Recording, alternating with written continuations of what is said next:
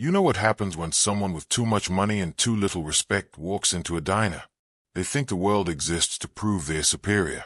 But what this billionaire didn't know was that the woman pouring his coffee had a mind sharper than any boardroom he'd ever commanded. And when he decided to humiliate her in front of everyone, she made a choice that would turn his arrogance into a lesson he'd never forget. Let me take you back to where this all started. Sarah Martinez had been working at Rose's diner for 3 years. Every morning at 5 a.m., she'd tie her dark hair back, pin on her name tag, and step into the same uniform she'd worn 1,000 times before. The diner sat on the edge of downtown, caught between the gleaming high-rises of the financial district and the working-class neighborhoods where people like Sarah lived. She was 28 years old, and if you asked anyone at the diner, they'd tell you she was the best waitress they'd ever seen. Not because she was fast, though she was, but because she remembered things. She remembered that Mr. Chen liked his eggs slightly runny, that the Tuesday morning regulars always split one order of pancakes, that old Mrs. Rodriguez took her coffee with exactly 2 sugars, and a long conversation about her grandchildren. But there was something else about Sarah that most people didn't know. Every night after her shift, she'd go home to a small apartment crammed with textbooks, differential equations, quantum mechanics, advanced statistical analysis. Because Sarah wasn't just a waitress. She was 8 months away from finishing her PhD in applied mathematics from the State University. She'd been working on a dissertation about predictive algorithms, the kind that could revolutionize everything from traffic patterns to financial markets. Her advisor, Dr. Patricia Williams, had told her just last week that her work was groundbreaking and that several tech companies had already expressed interest in her research. But Sarah needed this job. Her father had died 2 years ago, leaving behind medical debt that had swallowed their family savings. Her mother worked 2 jobs just to keep their house. Sarah's younger brother, Miguel, was a freshman in college, and she'd promised her father she'd make sure he graduated debt-free. So she smiled, poured coffee, and saved every dollar she could. "Sarah, table 6 needs a refill," called out Rosie herself, a woman in her 60s who'd owned the diner for 30 years. Rosie knew about Sarah's studies. She'd even adjusted Sarah's schedule around her classes and research sessions. On it. Sarah grabbed the coffee pot and headed toward the window booth where a couple of construction workers sat today. The diner was busy that Thursday morning. The usual crowd of blue-collar workers, students cramming for exams, and elderly folks who came for the company as much as the food. It was loud, warm, and chaotic in that comfortable way that made it feel like home. That's when Marcus Blackwell walked in. If you're enjoying this story so far, hit that like button. Trust me, you'll want to remember this moment when you see what happens next. Marcus Blackwell was exactly the kind of man who expected doors to open before he reached them. At 4 to 6 years old, he'd made his billions in private equity, buying struggling companies, gutting them, and selling the pieces for profit. His face appeared regularly in business magazines, always with that same self-satisfied smirk that said he knew something you didn't. He walked into Rose's diner like he was inspecting property he might buy and demolish. He wore a suit that cost more than Sarah made in 3 months. His watch, a limited edition Patek Philippe, caught the fluorescent lights as he checked it with obvious impatience. Behind him trailed 2 younger men in slightly less expensive suits, both carrying tablets and wearing the exhausted expressions of people who'd been listening to Marcus talk about himself for hours. "This place," one of them muttered. "Marcus, we could have gone to." "I want authentic," Marcus interrupted, his voice carrying across the diner. "I'm meeting with the mayor's team about the waterfront development, and I need to show I understand the common people." He said those last 2 words with audible quotation marks. Sarah watched from behind the counter as they took a booth near the back. She'd served plenty of wealthy business types before. The financial district was only 3 blocks away. But something about this man immediately set her on edge. The way he looked at the diner. Like it was beneath him. Like everyone in it was beneath him. Rosie caught Sarah's eye and nodded toward the booth. "Your table, honey." Sarah grabbed 3 menus and walked over, her professional smile firmly in place. "Good morning, gentlemen. Welcome to Rose's. Can I start you off with some coffee?" Marcus didn't look at her. He was scrolling through his phone, his thumbs moving rapidly across the screen. Black. Hot. Fast. His companions at least made eye contact. "Same for me, please," said one. "Actually, Do you have any alternative milks? Asked the other. We have regular milk and cream, Sarah replied pleasantly. The second man's face fell slightly. Oh, then just black is fine. Sarah returned with 3 coffees, setting them down carefully. Have you had a chance to look at the menu? Or would you like a few more minutes? That's when Marcus finally looked at her. His eyes traveled from her name tag to her face to her uniform, and something shifted in his expression. It was a look Sarah had seen before, though usually not this blatant. The look that said, I'm going to have fun with this. Tell me something, Marcus said, leaning back in the booth with his coffee cradled in both hands. How long have you been working here? Sarah kept her smile steady. 3 years, sir. 3 years. He repeated it slowly, like he was savoring something. And before that, I worked at a restaurant downtown. So you've been waiting tables for, what, 5 years? 6? About 7, on and off. One of his companions shifted uncomfortably. Marcus, maybe we should just order. Marcus held up a hand, silencing him. His eyes never left Sarah. 7 years. And you're still here. Still wearing that uniform. Still asking people if they want coffee. Sarah felt the diner go quieter around her. Other customers were starting to notice the conversation. Rosa looked over from the register, her expression hardening. I enjoy my work, Sarah said carefully. Marcus smiled. It wasn't a kind smile. I'm sure you do. I'm sure you tell yourself that. He glanced at his companions like he was including them in on a joke. This is exactly what I'm talking about. This is why America is falling behind. People settle. They accept mediocrity. They convince themselves that serving coffee is meaningful. Subscribe to this channel if you already know where this is going, because karma isn't finished with this man yet. Sarah felt heat rising in her chest, but she kept her voice level. Did you want to order breakfast, sir? In a minute. Marcus set down his coffee and pulled out his phone again. I'm actually curious about something. You seem intelligent enough. You articulate. You remember our orders without writing them down. So why are you here? Why haven't you done something more with your life? Marcus, one of his companions said quietly. Come on. No, I'm serious. Marcus looked at Sarah with what might have been genuine curiosity if it wasn't wrapped in such obvious condescension. I've built 3 companies from nothing. I've created thousands of jobs. I've donated millions to charity. I did all that because I refused to settle, refused to accept that my circumstances defined my potential. He paused, letting his words hang in the air. So I'm asking you, honestly, what's your excuse? The diner had gone completely silent now. Even the cook had stopped working to watch through the service window. Sarah was aware of every eye on her, aware of the choice she had to make in this moment. She could walk away, let it go, take their orders and forget this man existed. But something in his expression, that absolute certainty that he had the right to judge her, to reduce her entire life to a failure because she wore a name tag, made her choose differently. You want to know what my excuse is? Sarah asked quietly. I do. I don't have one, because I don't need one. She met his gaze steadily. I work here because I choose to work here while I finish my PhD in applied mathematics. I'm completing my dissertation on predictive algorithmic modeling with applications in financial systems and market behavior. The smile started to fade from Marcus's face. Sarah continued, her voice still calm but carrying now to every corner of the diner.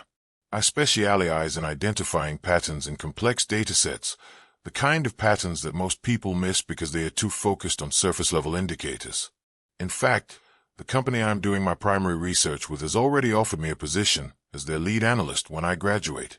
Starting salary is $180,000, which I'm told could reach $500,000 within 3 years depending on the value my algorithms bring to their investment strategies. She paused, tilting her head slightly. But to answer your real question, why am I here? I'm here because my father died 2 years ago, and his medical bills destroyed my family savings. I'm here because my mother works herself sick trying to keep our house, and my little brother deserves to finish college without drowning in debt the way I almost did. I'm here because this job pays my bills while I finish my research, and because Rosie adjusted my entire schedule so I could pursue my degree while still supporting my family. The diner remained absolutely silent. So you're right about one thing, Sarah said softly. You are different from me. Because when you look at someone, you see what they can do for your ego. When I look at someone, I see a human being who's doing the best they can with what they have. Marcus's face had gone red. His jaw worked, but no words came out. Now, Sarah said, pulling out her order pad. Did you gentlemen want breakfast, or should I give you a few more minutes? One of Marcus's companions cleared his throat. I'll have the pancakes. Please. The other one nodded quickly. Same. All eyes turned to Marcus. He stared at Sarah for a long moment, and she could see the calculations happening behind his eyes. He was a man used to winning, used to having the last word, used to watching people crumble when he applied pressure. But Sarah just stood there, pen poised over her pad, waiting. Actually, Marcus said slowly, I think we'll go somewhere else.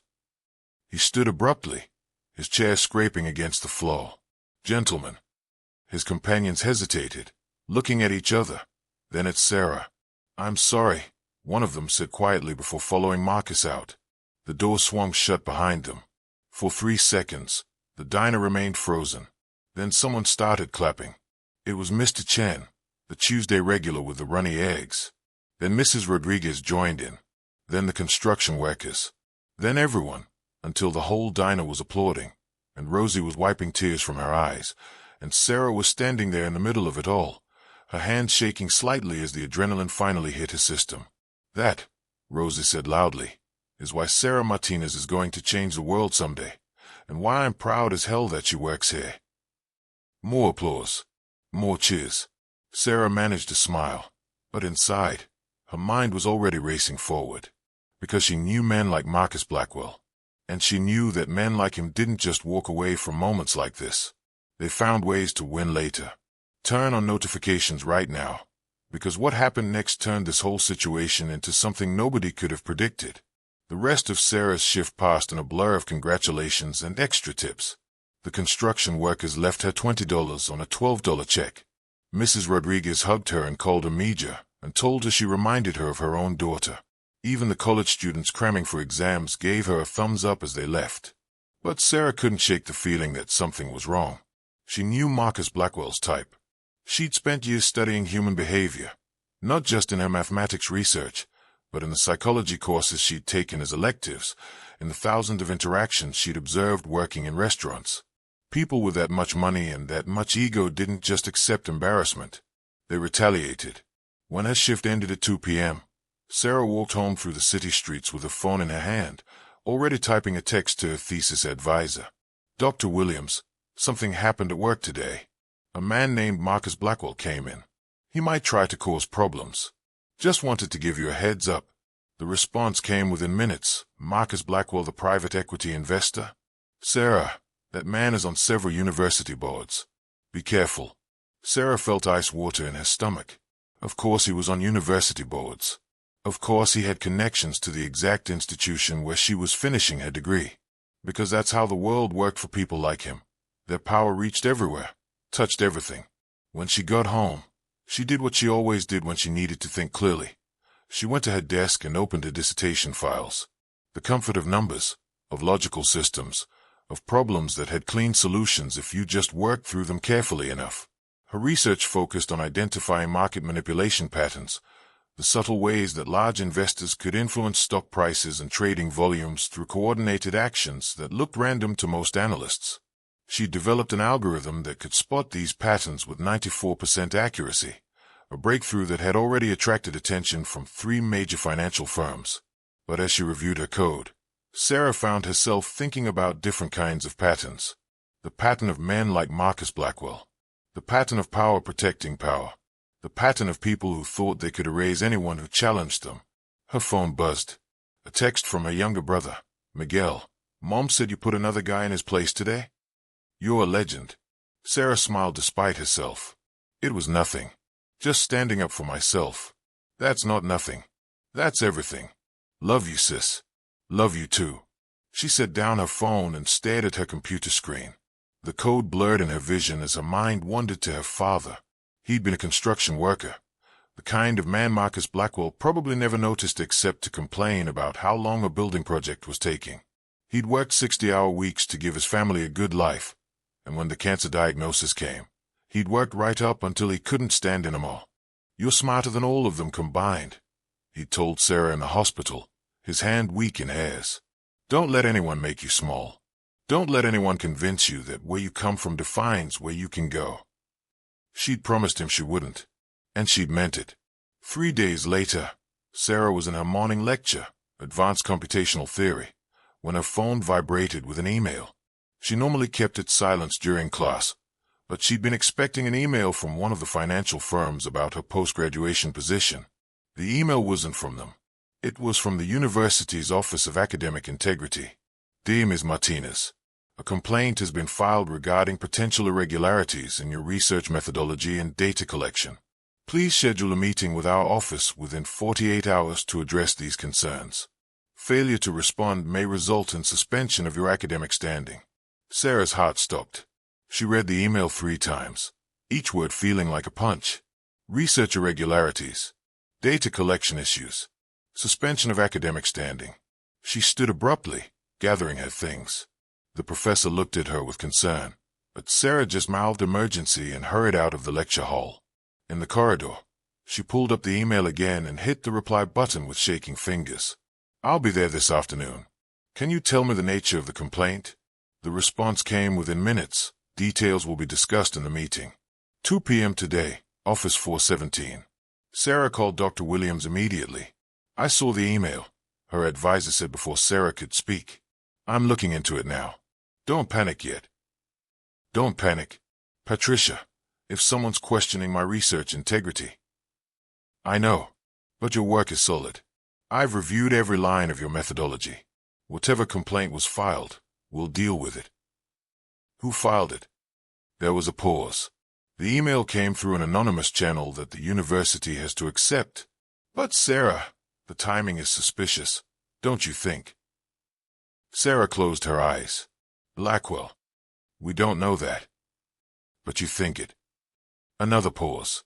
"I think that powerful people don't like being embarrassed, and I think they have resources most of us don't." Sarah spent the rest of the morning in the library, pulling every piece of documentation she had about her research. Lab notes, data sources, methodology papers, peer reviews.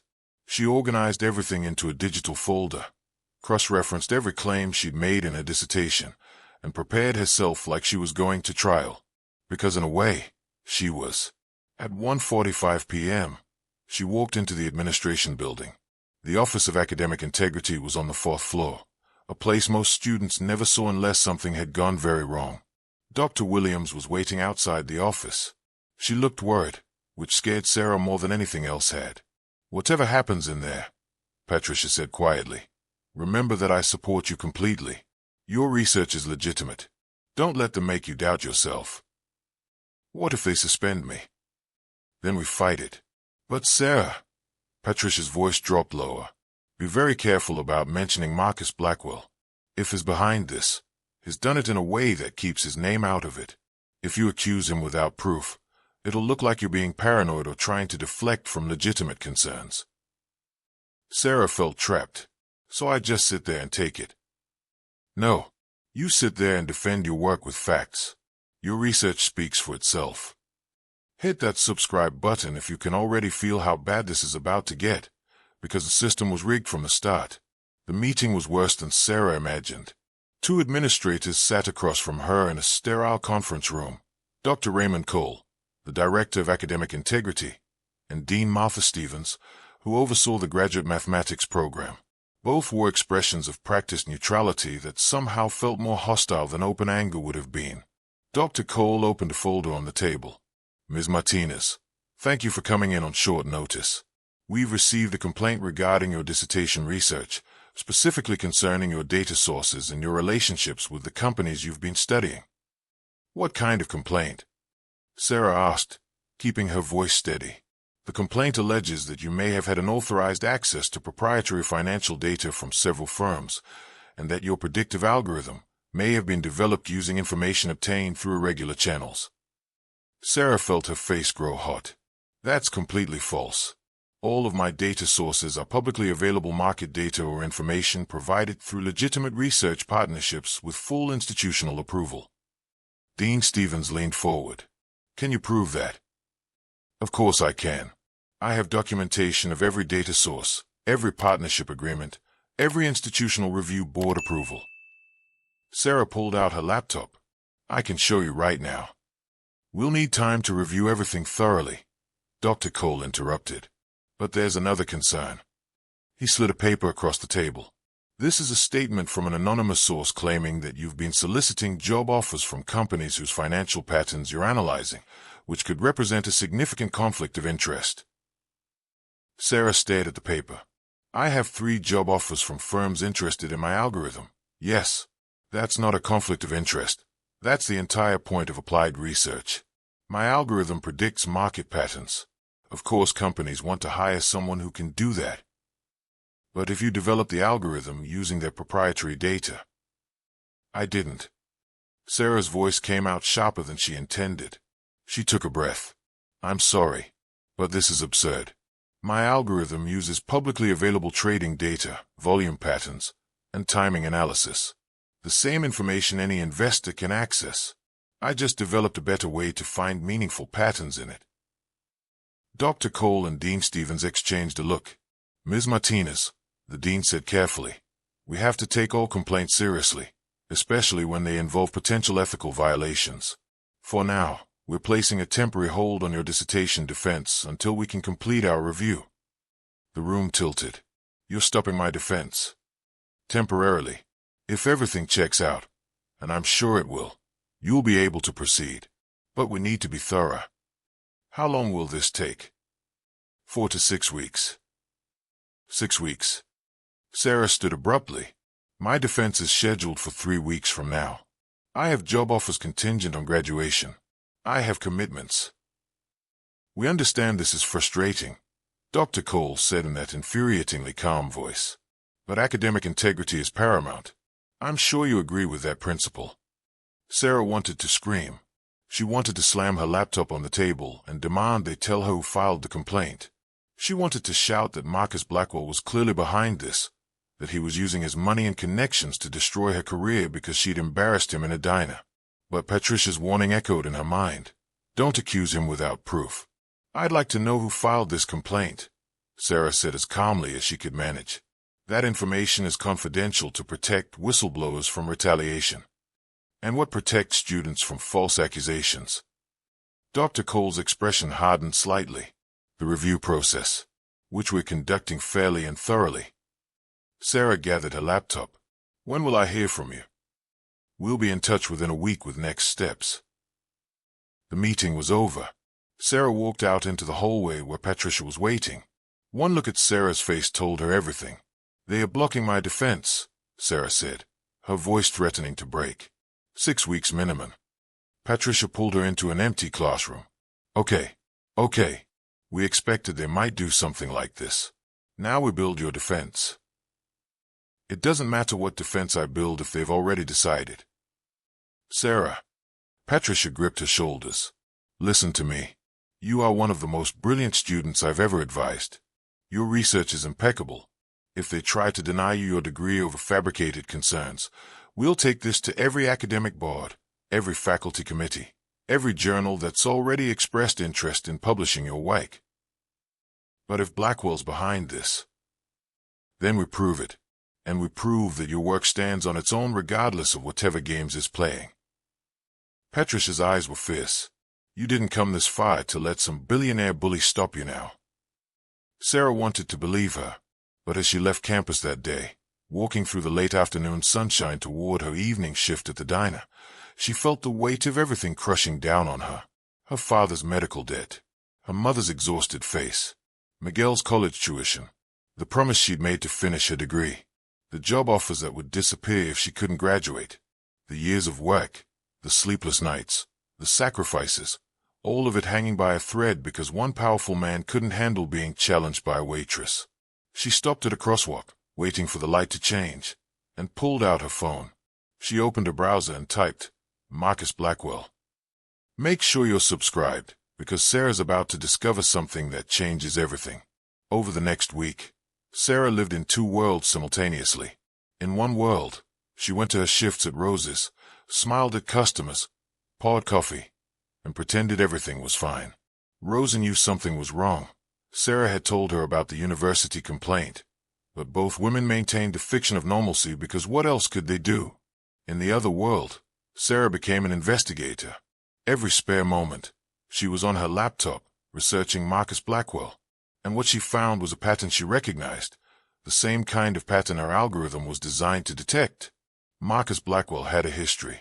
5 years ago, a journalist named Rebecca Chen had written an expose about Blackwell's business practices, detailing how his private equity firm deliberately bankrupted profitable companies to sell their assets. The article had been published in a major financial magazine and had gone viral. 2 weeks after publication, Rebecca Chen was fired from the magazine. The official reason: plagiarism concerns regarding several paragraphs in the article. Rebecca had fought it, claimed the plagiarism charges were fabricated, but by the time independent investigators cleared her name, the damage was done. She'd lost her reputation, her position, her platform. Sarah found Rebecca's personal blog, where she continued writing long after losing her job. The posts were bitter but meticulously documented. Rebecca had spent years trying to prove that Blackwell had orchestrated her downfall through his connections on the magazine's board of directors. She'd never succeeded in proving it. But Sarah believed her. 3 years ago, a young lawyer named David Park had filed a class-action lawsuit against one of Blackwell's companies on behalf of employees who'd lost their pensions when he gutted their firm. The lawsuit had been solid. David had documentation, testimony, expert analysis. Then David's law firm suddenly dropped the case. The official reason: conflict of interest concerns regarding David's relationship with one of the plaintiffs. David had maintained his innocence, but his firm had pushed him out. He tried to continue the case independently, but without his firm's resources, he couldn't compete with Blackwell's legal team. The case was dismissed. Sarah found David on LinkedIn. He was working as a public defender now, making a fraction of what he'd earned before. She found 4 more cases. 4 more people who challenged Marcus Blackwell professionally and found their careers suddenly derailed by convenient accusations that appeared from nowhere and vanished into nothing once the damage was done. The pattern was clear. Blackwell never attacked directly. He used his connections, his money, his position on boards and in organizations to create complaints, investigations, conflicts of interest. He destroyed people through systems designed to protect integrity, turning those systems into weapons. And now he was doing it to Sarah. She sat back from her laptop one night, her eyes burning from hours of screen time, and realized something. Marcus Blackwell had made a critical mistake. He'd done this to someone who spent their entire academic career studying patterns in complex systems. Sarah opened a new document and started writing. Not her dissertation, not her research notes, but a detailed timeline of every person Blackwell had targeted, every accusation made, every convenient investigation that had appeared at precisely the right moment to destroy someone's career. She noted the common threads. All accusations came through anonymous channels. All investigations happened just before critical career moments, publications, promotions, graduation, trials. All victims were people who'd embarrassed or challenged Blackwell publicly. All accusations involved technical violations, plagiarism, conflicts of interest, data irregularities that were hard to disprove quickly. All investigations dragged long enough to cause irreparable damage even when victims were eventually cleared. It was a pattern, a deliberate, repeatable pattern, and Sarah knew exactly how to prove it. Like this video if you can see where this is going, because Sarah just turned from defense to offense. Sarah sent emails to all of Marcus Blackwell's previous victims. She didn't expect responses. Most of them had probably spent years trying to move on from what he'd done to them. But she had to try. To her surprise, 3 of them wrote back within 24 hours. Rebecca Chen, the fired journalist: "I've been waiting 5 years for someone to do this." David Park, the pushed-out lawyer: "Tell me how I can help." A third person Sarah had found in her research, Dr. Nina Okafor, a former business ethics professor who'd lost her tenure-track position after criticizing Blackwell's practices in an academic paper. "I still have all my documentation. Everything." They set up a video call for that Friday evening. Sarah sat in her tiny apartment, Her laptop balanced on a stack of books on her kitchen table, as three faces appeared on her screen. Rebecca spoke first. "Before we go any further, I need to know, are you sure about this? Blackwell has more resources than all of us combined. If we go after him and fail, he'll destroy all of us even more completely than he already has." "I'm sure," Sarah said, "because I don't think we're going to fail." "What makes you so confident?" David asked. Sarah shared her screen, showing them the timeline she'd built. "Because he's not as smart as he thinks he is. Look at this pattern. Every single time he goes after someone, he does it the same way. Anonymous complaint filed right before a career-critical moment. Investigation that drags on just long enough to cause maximum damage. Accusation specific enough to sound credible but vague enough to be hard to immediately disprove." Nina leaned closer to her camera. "I see it. But seeing a pattern isn't the same as proving intent." "No," Sarah agreed.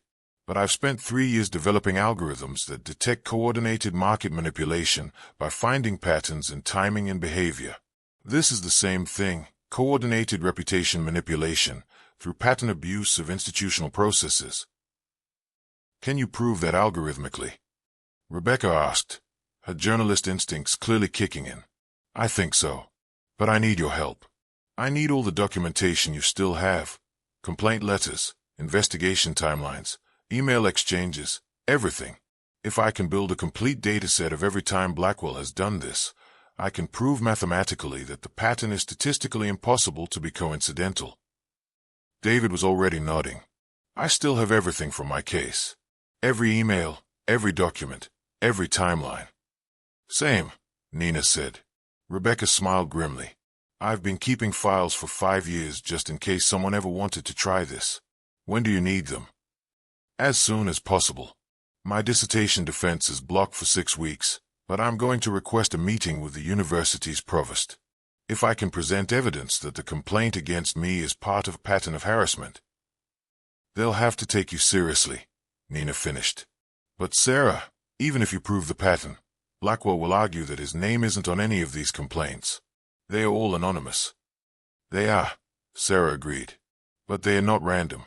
Every single complaint was filed within 72 hours of a public confrontation with Blackwell.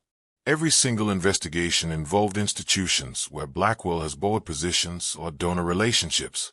Every single victim had challenged him publicly right before the complaint appeared." She pulled up another document. "And there's one more thing. I went through the university's public records of board meetings and donor lists. Marcus Blackwell donated $2.5 million to the Mathematics and Computer Science Building Fund 6 months ago. He's listed as a distinguished benefactor with access to quarterly meetings with department heads." The faces on the screen went still. "He has direct access to the people investigating you," Rebecca said quietly. "Yes." "Then we need more than a pattern," David said. "We need a smoking gun. We need proof that he's directly coordinating these attacks." Sarah had been thinking about this for days.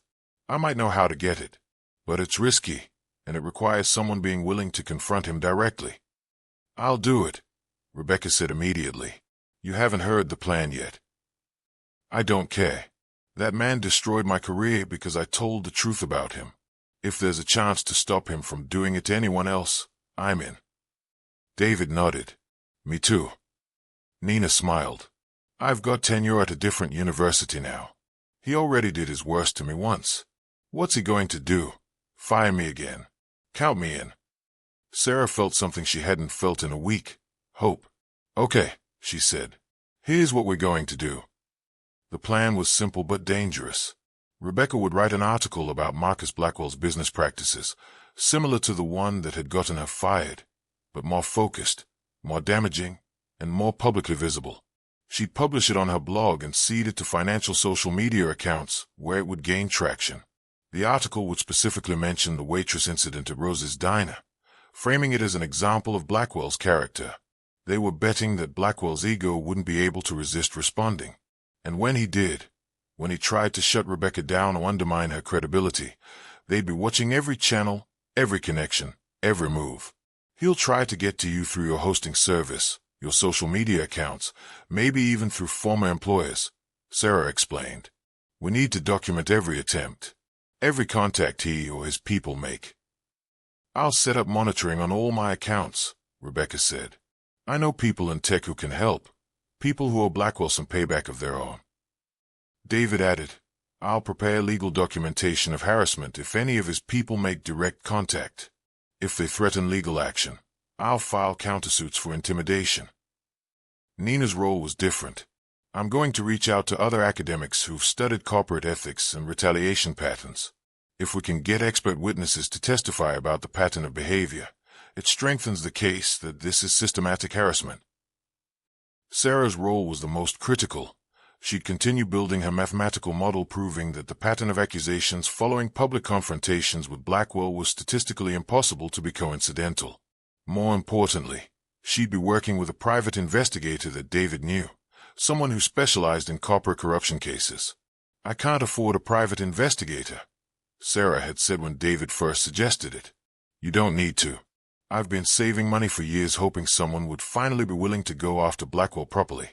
Consider this my investment in justice. Rebecca's article went live on a Monday morning. It was titled, The Billionaire Bully: How Marcus Blackwell Uses Power to Silence Critics.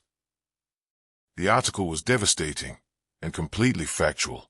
Rebecca detailed Blackwell's business practices, his history of gutting profitable companies, and the mysterious pattern of career-ending accusations that seemed to follow anyone who challenged him publicly. The section about the diner incident was brief but powerful. Just last week, Blackwell walked into a local diner and proceeded to verbally humiliate a waitress, questioning her intelligence and life choices simply because she served coffee for a living. What he didn't know was that this simple waitress is actually a PhD candidate in applied mathematics whose research is so groundbreaking that major firms are competing to hire her. When she calmly explained this and asked him why he felt entitled to judge her, Blackwell walked out. 3 days later, an anonymous complaint was filed with the university questioning this student's research integrity, a complaint that could destroy years of work and derail her career. This is Marcus Blackwell's pattern: attack, get embarrassed, retaliate through institutional channels where his money and connections give him power. And this pattern needs to stop. The article went viral within hours. Subscribe and turn on all notifications, because the next 48 hours are going to be insane. Marcus Blackwell's response was even faster than they predicted. Within 6 hours of the article going live, Rebecca's blog hosting service contacted her about terms of service violations. The complaints were vague, allegations of defamatory content and harassment, but the message was clear: take down the article or lose your platform. Rebecca documented everything and published a follow-up post on alternative platforms. Blackwell's first move: trying to silence me again. Then came the social media attacks. Dozens of new accounts suddenly appeared, all posting comments about Rebecca's history of plagiarism and unreliable journalism. They flooded the replies to her article with accusations and calls for people to ignore her proven liar reporting. The private investigator David had traced several of these accounts back to a reputation management firm that had done extensive work for Blackwell's companies. Strike 2, documented. At the university, Sarah received an email from Dr. Cole requesting an emergency meeting to discuss additional concerns that had been raised about her research. The meeting was scheduled for Wednesday, just 48 hours after Rebecca's article went live. Sarah forwarded the email to her legal team. She now had a legal team, thanks to David, and replied that she'd be happy to attend the meeting accompanied by her attorney. The emergency meeting was suddenly postponed pending schedule coordination. Dr. Patricia Williams, meanwhile, received her own interesting communication. An anonymous email sent to her department suggested that her close personal relationship with Sarah Martinez might represent a conflict of interest in her role as dissertation advisor. Patricia's response was to immediately file a formal complaint with the university about harassment and to publish her own statement on her faculty profile page. I stand by my students and their excellent research. By Wednesday afternoon, the situation had escalated beyond anyone's expectations. 3 more of Blackwell's former victims had come forward publicly, adding their stories to Rebecca's article. One of them was a former business partner who'd been forced out of a company through manufactured ethics violations, but who'd kept recordings of private conversations where Blackwell had explicitly discussed handling people who challenged him. Those recordings weren't explicitly about illegal activity, but they showed Blackwell's mindset clearly. His voice, captured on audio, casually discussing how to create problems for a journalist who was asking too many questions. The private investigator had also uncovered something crucial: a paper trail of communications between Blackwell's personal attorney and the universities where several of his victims had studied or worked. The communications were carefully worded, but they showed a pattern of Blackwell's legal team bringing concerns to the attention of academic institutions right before complaints were filed. On Thursday morning, a major news outlet picked up Rebecca's story. By Thursday afternoon, it was trending on multiple platforms. By Thursday evening, Marcus Blackwell's attorney released a statement calling the allegations completely baseless and threatening legal action against anyone who continues to spread these defamatory lies. That's when Sarah made her move. She'd spent the week finalizing her mathematical model, the one proving that the pattern of accusations following confrontations with Blackwell was statistically impossible to be coincidental. The probability was less than 0.00001%. You could run the numbers 1,000,000 times and never get this pattern by chance. She compiled everything into a comprehensive report. The mathematical proof of coordinated harassment, the testimony from Blackwell's victims, the documented timeline of complaints following public confrontations, the evidence of Blackwell's connections to every institution where complaints were filed, the communication records showing his legal team's concerns preceding official complaints, the recording showing his casual attitude toward creating problems for critics. Then she sent it to 3 places simultaneously: the university's provost, with a formal request to dismiss the complaint against her and investigate the source of fraudulent academic integrity allegations; the State Attorney General's office, with a request to investigate a pattern of harassment and potential abuse of institutional processes; Rebecca Chen, who published it in full as a follow-up to her original article. The report was titled, Pattern Recognition, a Mathematical Analysis of Coordinated Harassment and Reputation Manipulation. Sarah included a note at the beginning. I am a mathematician. I study patterns in complex systems. This is the pattern of Marcus Blackwell's retaliation against anyone who challenges him. The numbers don't lie. The timing doesn't lie. The connections don't lie. This is what coordinated harassment looks like when you analyze it the way you'd analyze market manipulation or algorithmic fraud. And just like market manipulation, it needs to end. The report went viral within hours.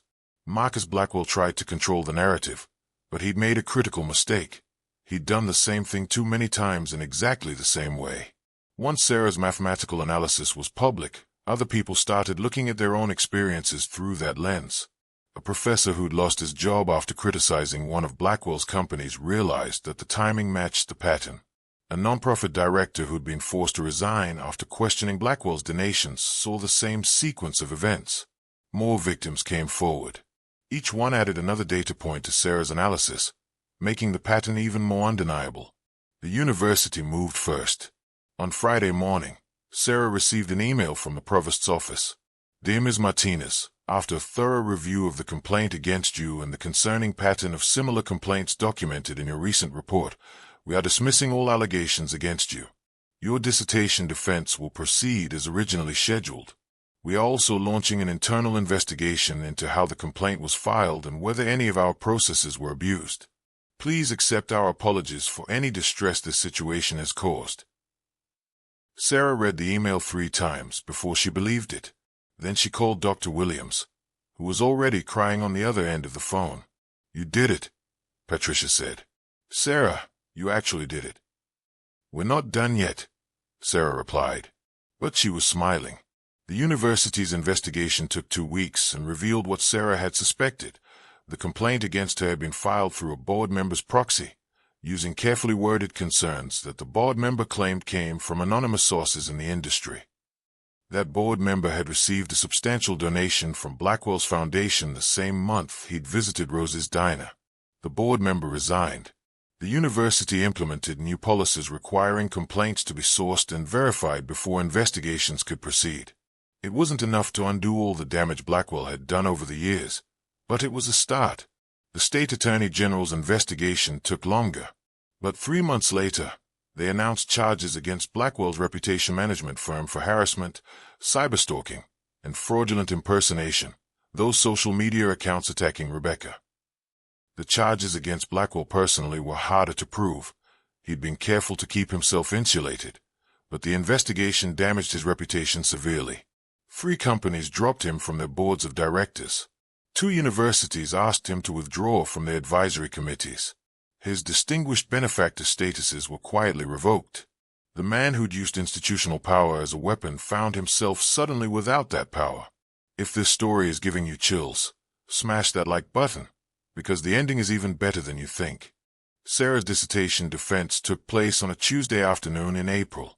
The room was packed, not just with the required committee members, but with people who'd followed her story. Rebecca Chen sat in the back row, recording for her blog. David Park was there, smiling. Dr. Nina Okafor had flown in from her university to watch. Even some of the regulars from Rosie's diner showed up, including Mr. Chen and Mrs. Rodriguez. Rosie herself sat in the front row wearing her best dress and crying happy tears before the presentation even started. Sarah's presentation was brilliant, everyone agreed on that. She explained her algorithm, walked through her methodology, demonstrated her results with real market data, and answered every technical question with the precision and confidence of someone who'd lived and breathed this research for 3 years. When it was over, the committee members conferred for exactly 8 minutes. Dr. Williams emerged from the conference with the biggest smile Sarah had ever seen. "Dr. Martinez," she said, emphasizing the title. "Congratulations." The room erupted in applause. Sarah stood there, trying not to cry, trying to process that it was really over. All of it. The long nights studying, the double shifts at the diner, the fear that Blackwell would destroy everything she'd worked for, the battle to prove not just her research, but her right to be respected as a human being. All of it, finished. She'd won. After the defense, there was a small celebration at Rose's diner. Where else? The same booth where Marcus Blackwell had tried to humiliate Sarah was now crowded with friends and supporters toasting his success. "Speech," someone called out. Sarah stood, holding a cup of coffee, because of course she was, and looked around at all these people who'd believed in her. "I want to thank everyone who helped me get here," she started. "Dr. Williams, who never stopped believing in my research. Rosie, who gave me flexibility to chase my dreams while keeping my family afloat. My mom and Miguel, who sacrificed so much. Rebecca, David, and Nina, who turned their pain into power and helped me fight back." She paused, gathering her thoughts. "A month ago, a man walked into this diner and tried to make me feel small. He looked at my uniform and decided he knew everything about me, about my worth, about my potential. He thought he could judge me based on where I worked rather than who I am." The room had gone quiet. He was wrong. But more importantly, when he tried to destroy my career because I stood up to him, he made a mistake. He assumed I'd be easy to break because I'm not wealthy, because I don't have connections, because I'm just a waitress with dreams too big for my circumstances. Sarah smiled. But here's what he didn't understand. I've spent my entire life solving problems that seemed impossible. I've spent years teaching myself to see patterns that other people miss. And I've spent every day of my adult life juggling 5 different responsibilities, while still pursuing excellence in every single one. She raised her coffee cup. So to everyone watching this story unfold, to everyone who's ever been underestimated or dismissed or attacked by someone with more power than character, remember this. Your circumstances don't define your potential. The person serving your coffee might be a future CEO. The person parking your car might be writing a novel. The person cleaning your office might be studying engineering. Respect people. All people. Because you never know who you're really talking to. And more importantly, you never know who's going to be strong enough, smart enough, and brave enough to prove you wrong when you treat them like they're less than human. The diner exploded in applause and cheers. Rosie was openly sobbing. Mr. Chen raised his coffee cup and shouted, "To Dr. Martinez." Everyone drank to that. Sarah took the job with the financial tech firm, the one offering $180,000 to start. Her algorithm had already helped them identify 3 major market manipulation schemes, saving their clients millions and earning her a promotion within 4 months. But that wasn't the most important thing she did with her new position. She'd negotiated something unusual into her employment contract. 10 hours per week of her work time could be dedicated to pro bono consulting for people fighting corporate harassment and retaliation. The company agreed, partly because it was good PR, but mostly because Sarah's work was so valuable that they'd have agreed to almost anything to hire her. She used those hours to help people like Rebecca, David, and Nina. She helped a teacher prove that her termination was retaliation for reporting safety violations. She helped a nurse demonstrate that his complaints about patient care had triggered a manufactured ethics investigation. She helped a factory worker show that her injury report had been followed by convenient accusations of theft. Pattern after pattern after pattern. Each time, Sarah applied the same mathematical approach, analyzed the timing, find the connections, prove that coincidence couldn't explain coordination. It turned out that Marcus Blackwell wasn't unique.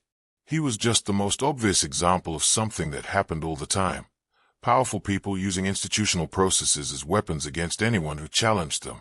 But now those people had a problem. Dr. Sarah Martinez. Rebecca Chen's blog had become a platform for investigating corporate retaliation, with Sarah as a frequent expert contributor. Her mathematical analyses of harassment patterns were being cited in court cases and academic papers. Universities were starting to implement safeguards based on her work. David Park had gone back into private practice, specializing in harassment and retaliation cases. He and Sarah worked together frequently. Nina Okafor was writing a book about corporate ethics and the weaponization of institutional power, with a whole chapter dedicated to Sarah's mathematical approach to proving coordinated harassment. As for Marcus Blackwell himself, he'd largely disappeared from public life. He still had money, still had some connections, but his reputation was permanently tarnished. Business magazines that used to profile him now used him as an example of what not to do. The companies he'd gutted were being studied in business ethics classes as cautionary tales. He tried to destroy Waitress because she'd embarrassed him. Instead, she'd revealed his pattern of abuse and started a movement to protect others from people like him. That's karma at its finest. Almost exactly 1 year after that first encounter, Marcus Blackwell walked into Rose's diner again. Sarah was there, not working anymore, but visiting. It was her day off from the tech firm, and she'd come by to have lunch with Rosie and some of the regulars who'd become like family. She saw him come through the door and felt a heart rate spike, old instincts kicking in. But she stayed seated, watching. He looked different. Older, somehow. Less certain. He wasn't wearing one of his expensive suits, just slacks and a dress shirt. No entourage of assistants. No air of superiority. He approached the counter where Rosie was working the register. "I'd like to speak to Sarah Martinez," he said quietly, "if she's willing." Rosie looked at Sarah. Sarah looked at Marcus. Then she nodded. He walked over to her booth. Up close, she could see the exhaustion in his face, the weight he seemed to be carrying. "May I sit?" he asked. "It's a free country." He sat, careful not to invade her space, his hands folded on the table in front of him. "I'm not here to make excuses," he started. "And I'm not here to ask for forgiveness, because I don't deserve it. I'm here because I owe you an apology." Sarah waited. "I was cruel to you that day. I was dismissive, arrogant, and cruel. I looked at you and saw someone I could make myself feel superior to, and I did it because it fed my ego." He took a breath. "And when you stood up to me, when you showed me I was wrong, I couldn't handle it. So I tried to destroy you." "I know," Sarah said simply. "I've done that to a lot of people over the years. Used my money and connections to hurt anyone who challenged me or made me feel small. It was a pattern. You proved that mathematically." A bitter smile crossed his face. "That's the part that really got to me. You know, you didn't just beat me. You turned me into data. You proved that my entire approach to life was predictable, systematic, and pathetic. You took something I thought was power and showed it was just a pattern, like an algorithm." "It was," Sarah said. "You're not as unique as you thought you were." He nodded, accepting that. "I've lost a lot this year. Board positions, reputation, relationships. But you know what I lost that actually matters?" Sarah didn't answer. "My daughter called me 6 months ago. She'd read Rebecca Chen's articles about what I did to you and the others. She told me she was ashamed to have my name. She said she'd spent her whole life watching me hurt people and telling herself it was just business, but that what you proved, that it was systematic cruelty, made her see me clearly for the first time." His voice cracked slightly. "She hasn't spoken to me since."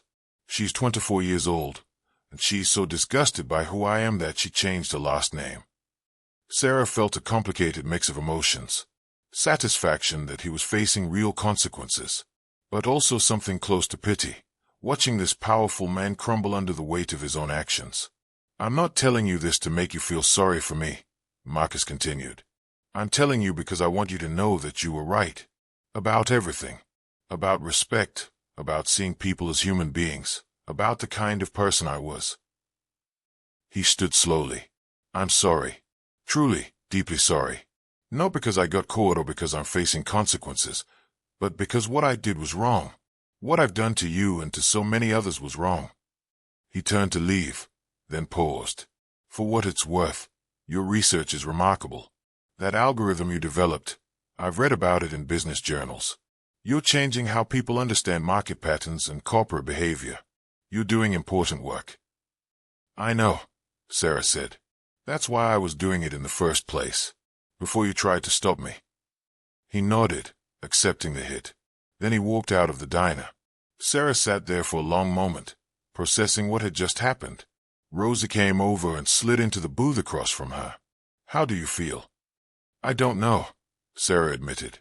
Part of me wanted to tell him to go to hell. Part of me. I don't know. He seemed genuinely broken. Good, Rosie said firmly. He should be broken. Maybe then he'll rebuild into something better. Maybe. But Sarah, Rosie reached across and took her hand. Don't let his regret diminish what you accomplished. You didn't just win. You changed things. You're still changing things.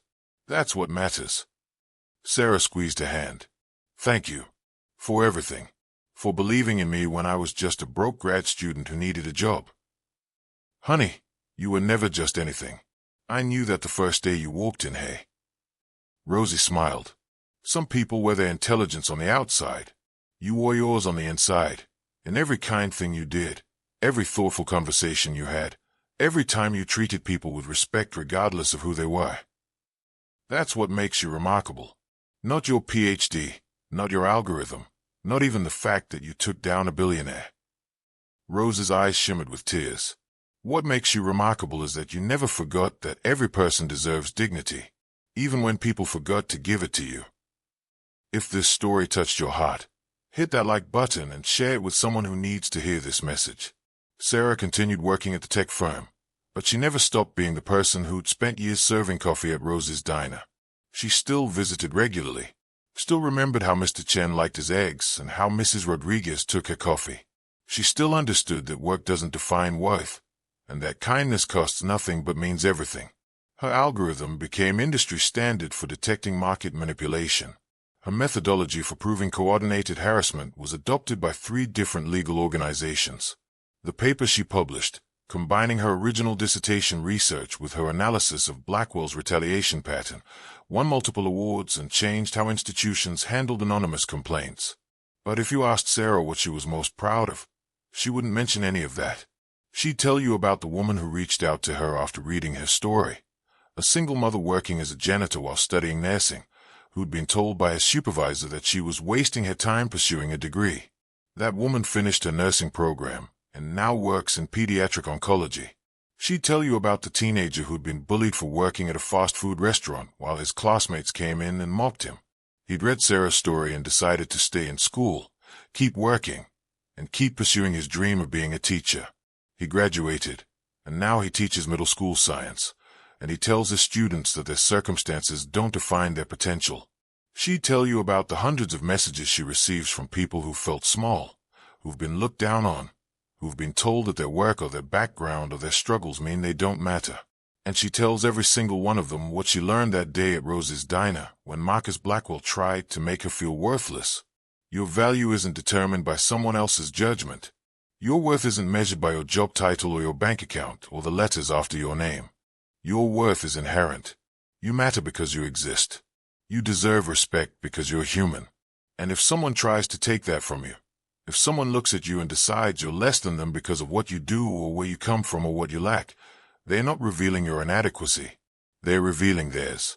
So here's what I want you to take from this story. Every person you meet is fighting battles you can't see. The person serving your food might be supporting a family.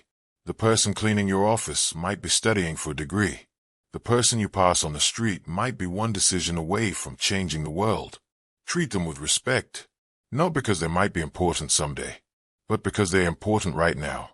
Because how you treat people when you think they can't do anything for you, that's who you really are. Marcus Blackwell thought his money and power made him important. Sarah Martinez proved that kindness, intelligence, and courage matter more than any bank account. She walked into that confrontation as a waitress and walked out as a warrior. And in the process, she reminded all of us that the measure of a person isn't what they have or where they came from. It's what they do when someone tries to make them feel small. If you believe that respect matters more than wealth, that character matters more than status, and that every person deserves dignity regardless of their circumstances, leave a comment saying respect is earned by how you treat others. And if you want more stories about people who stood up, fought back, and proved that courage beats arrogance every single time, subscribe to this channel and turn on all notifications. Because the world needs more Sarah Martinez's and fewer Marcus Blackwells. And maybe, just maybe, if we all treat each other with a little more respect and a little less judgment, we can build a world where no one has to fight this hard just to be seen as human. The choice is yours. Thank you for watching. See you in the next story.